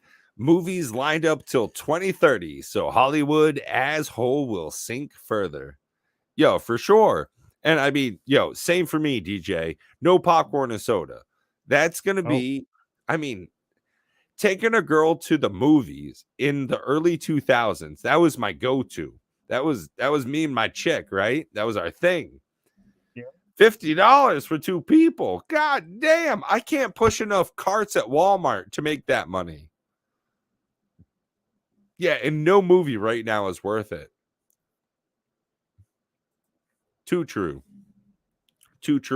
And I think that's the same thing in Magic the Gathering right now. Do I want to spend $30 for a fucking scene bundle? No. Do I want to spend $130 for a draft box? No. Do I want to buy a collector's box where the most special things are now very worthless and all sorts of fucked up because of their terrible quality? No. What am I buying for Magic? Nothing. Not a damn thing. I bought one thing. I bought one item this entire year for Magic. It was the Lord of the Rings gift bundles. They got fucked up because of the post office. We had a flood. So I never received the one product I bought of Magic the Gathering this year. Do I feel bad? None whatsoever. And that's hard. I don't know. They're still the only product that actually is still worth more than you would have paid for them. So you would have still done pretty well on having them. Yeah, I would have done well with them. The One Ring is still $40. It's fucking insane. We were trash talking. We were saying it's going to be a $5 card. It is still $40. Every single bundle. It's because it can go in every single commander deck. Like name a commander deck besides like ad nauseum decks that don't want it. It's just that good. No, that's a completely fine point. My only response to that is the other reskins of cards I've seen before.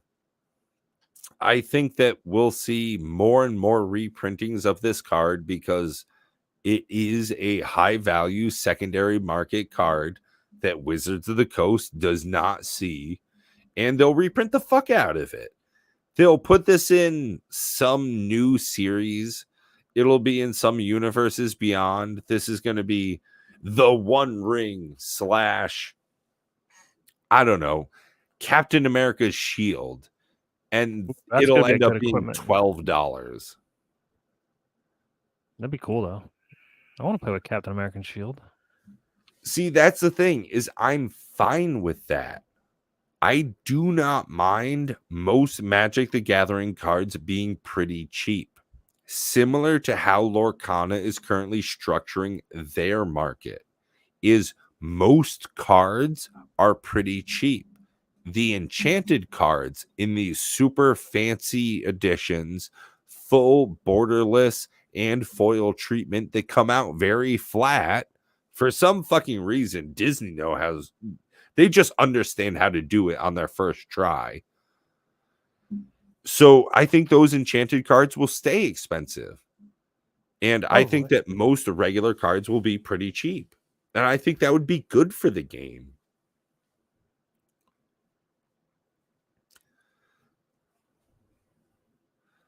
Similar to like how Kaladesh Inventions were. Most cards you could just open up and get, but the really expensive special versions were one in a couple of boxes. I think that's the way to keep doing it. I mean, similar to like how Flesh and Blood did it. You buy 4 boxes, you get one really cool alt art. You get a cold foil every box or so. Yeah, cool. That's something. But every 4 boxes, you get a big banger, something special. And I think Magic the Gathering lost that. They tried to put too many special things in it. And I don't think the serialized cards are pulling anybody nowadays. Yeah, I could care less about serialized. Right? If I get one, I get one. If I don't, fuck it. Yeah, it would be one of those things where I would want it for the value of the card, not for the cool factor of having it. Right. I don't see the cool. I don't see the value in it. I guess is the best way to describe it. I literally just, want. I just want to play the game realistically. Like I don't see the value in cards at all. Like I don't know. They're all 5 cents to me. Yeah. Right. Yeah. Well, hey guys, one of the biggest problems. Phenomenal episode, and I'm glad to have everybody here for 2 hours already. I know it's been pretty here and there. We've got a lot of different topics we covered tonight. Sorry if we didn't all hit over the place. Exactly on the one you wanted to. Let us know down below in the comment section if there was something you wanted to talk about. Maybe we'll hit on it next week. Until then, Matt, is there anything you really wanted to chat about before we close tonight? That's fine. We can save some topics for later. But remember, D&E tomorrow. It's going to be sick. Darn tootin'. That's right, guys. We've got live D&D every Sunday night, and we're also doing one-shots here and there. So if you ever want to partake in those, just let us know. Hit us up in the email down below, and we'll try and kind of schedule that in. We'd love to have some time so that we can play with a little bit of our audience.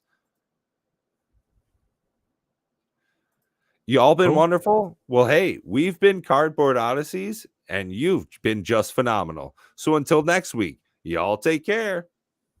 Later.